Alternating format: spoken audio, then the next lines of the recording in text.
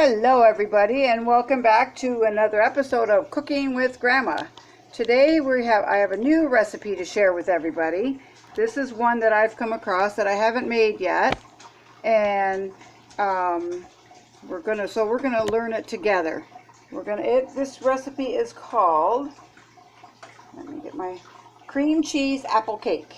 It sounds really good, and it says 30 minutes prep time and the cooking time is an hour, so let's just see. It's 8:04, so let's see how long it actually takes to prep it, if it really is 30 minutes. So the first thing you're going to do is get 3 apples, and you're going to peel them, core them, and chop them. And I've already started, just to make a little bit less time here.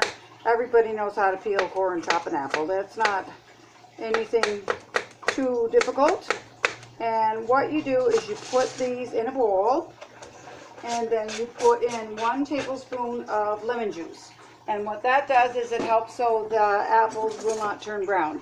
If you don't have lemon juice, or you want to just avoid this step, you can just wait until you're just about ready to add the apples into your batter, and then you don't have to soak them, because we're going to put them in the lemon juice, give it a little stir to mix them all in, and leave that aside. So now what we're going to do is, and also I've got my oven preheated to 350, and you want to grease a 9x13 cake pan. You're going to get that done ahead of time. So now, in a large bowl, we have to use the electric mixer, so it's going to get a little bit loud for a second, but that's okay. We are going to beat 1 3/4 cups of sugar. Measure your cup here. We're going to use 1/2 cup, 1 cup, and 3/4. So 1 1/4, 2/4, and 3/4. We're going to add into that, we're going to add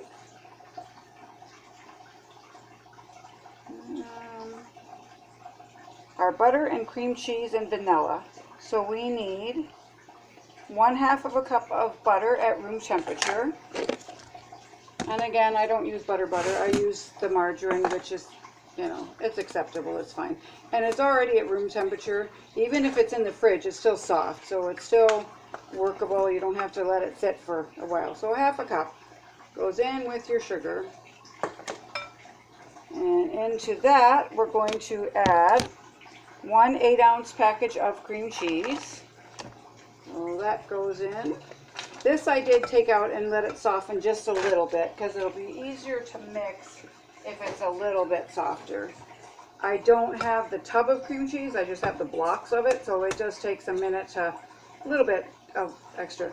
I'm just going to kind of chop it up a little bit before I put my mixers in, so my beaters don't get stuck in it. Just going to work it into the sugar, break it up a little bit, and then it'll be easier to mix up. That takes away some of the time too. And for the vanilla, we need 1 tablespoon of vanilla. That's a lot of vanilla. Usually it's like a teaspoon. There we go, 1 tablespoon of vanilla. So we're going to mix this with the mixer.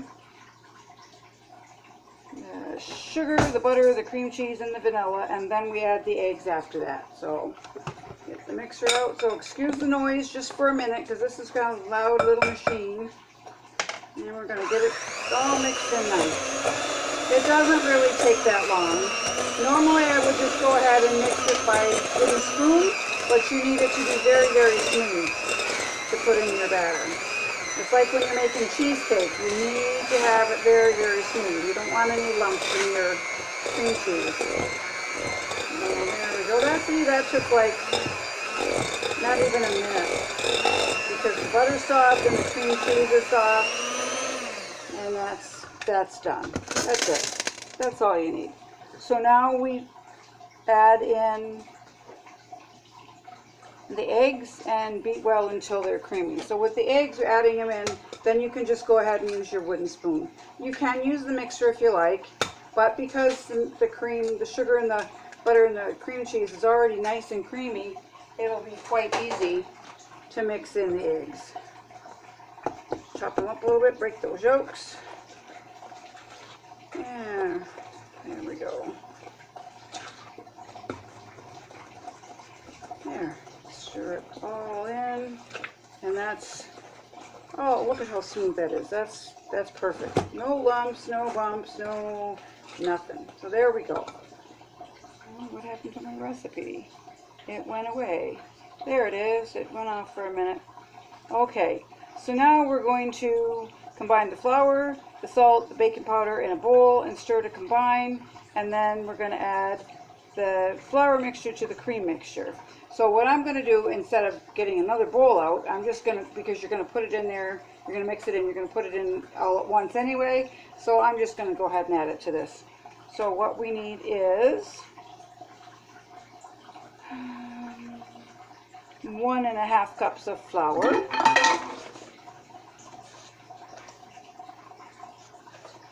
There's 1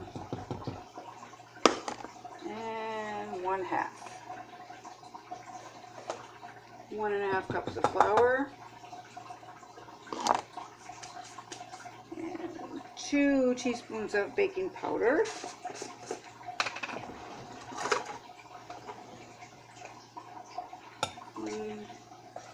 And 2 teaspoons of baking powder and 1/4 of a teaspoon of salt. Just a little. Salt goes in. And now we're going to mix that all in. It says again to use your beat with the mixer until it's combined. So let's just see what happens if I just give it a stir. You want it to be nice and creamy. This is the type of recipe that you want to be the way, because usually they would say just stir in, but it is saying to beat in. So I'm just going to get it started just so it's not, the flour is not going to fly all over the place. And then I'll just give it a little bit of a turn with the mixers. And just to make sure everything is all incorporated nicely. It's very thick, because you don't have any milk or anything. So it's a thick, thick batter. Flopping up on my beaters. And there goes, one of them fell out. Okay, we're just going to continue with the wooden spoon because, as you can see, it's so thick that it just gets real glopped up in there. Put those to the side. It was pretty much mixed up anyway, so we're just going to give it a good turn. You want to make sure, fold it in like this, because you want to make sure there's no lumps of flour or baking powder, anything that's left on the bottom of the bowl that didn't get thoroughly incorporated.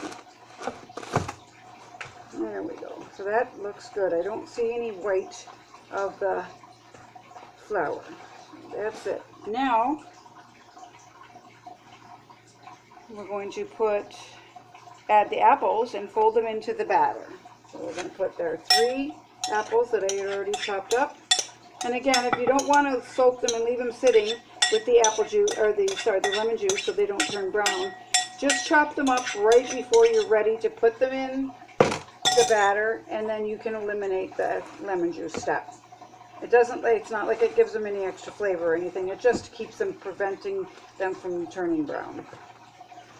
So I've made apple cake before with a streusel kind of a topping, a cinnamon and brown sugar, which is what we're going to do, but I've never made it with cream cheese.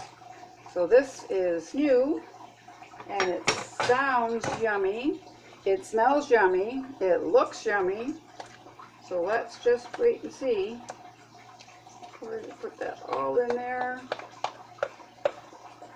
And we're going to spread it out right nice and even in your, make sure your pan is greased really well, because cakes like this will stick to the bottom. And I am using a glass bowl, baking pan. You don't have to, but I find that for cakes like this, it does better. It bakes better in a glass pan than it does in your metal pans. So spread it out, make it nice and even. It's very, very smooth, very creamy. So there we go. Okay.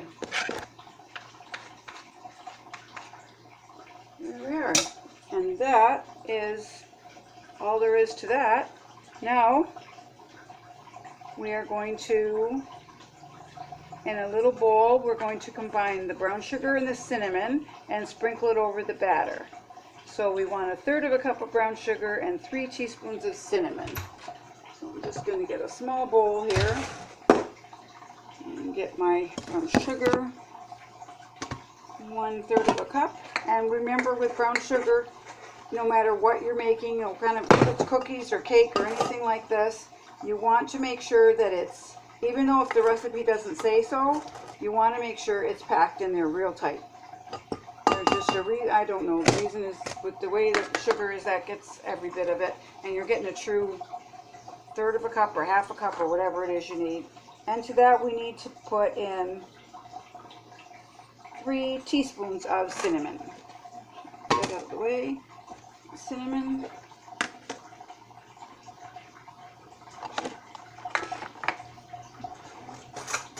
Okay, 3 teaspoons of cinnamon. You can add pecans or walnuts or almonds or something. It's an optional thing on the recipe. I just don't happen to have any nuts of any kind, so I'm just going to do this. Break up any lumps of the brown sugar. Just kind of squeeze it in your fingers and it breaks up real nicely. You want it really smooth. You don't want big chunks. There we go. Easy peasy. Now we sprinkle this over the cake. Use a spoon. You can take your hands and sprinkle it. Pour it into a measuring cup's a little trickier because it's a little bit harder to control how much comes out at one time. So I just like start at one end and go all the way down so it's all covered. It smells so good. I love the smell of cinnamon. When something bakes in your house and it's the smell of apples and cinnamon, it's just amazing. There we go. That is all there is to it. Now that took me, well, I already did the apples ahead of time, so okay, 2 minutes to do the apples. So it says 30 minutes prep time. That took me like 18 minutes, 20 minutes by the time I got everything out, prepped the apples, and mixed it all together. It took only not even 20 minutes. So now we're going to put this in the oven and bake for 50 to 60 minutes until a cake tester comes out. A cake tester comes out clean, and that's what it looks like right now. So there we go. And I'm going to pop this in the oven, and then I'll show you what their picture of it looks like. And when ours is done, we'll see if it looks like that one. Let me get the picture here.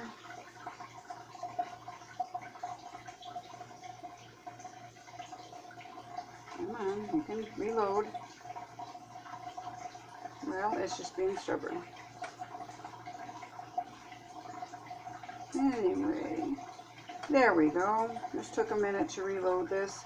So you can see in the picture it's got pecans on the top of it. Mine is not going to have that. But we'll see if it looks like that but without the nuts. So I will meet you back here in about 50 minutes and show you the finished product.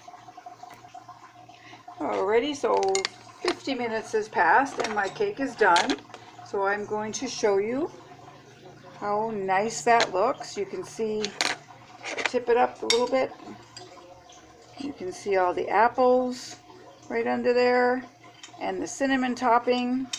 So there, I showed you previously in the video what the cut piece looked like from the recipe. So this is what mine looks like. Pretty darn close. The only difference, like I said, they used almonds on the top, or pecans rather, and I didn't. So this is from recipelion.com. I get emails from copycat recipes. It doesn't say what this is a copycat from, but it is from Recipe Lion. So it's may not be a copycat from any restaurant or anything, but that's what the website that I got the recipe on. So I hope you all try it and enjoy it. And if you do, if you like it, if you try it and like it, let me know in the comments below. Let me know how it turned out for you.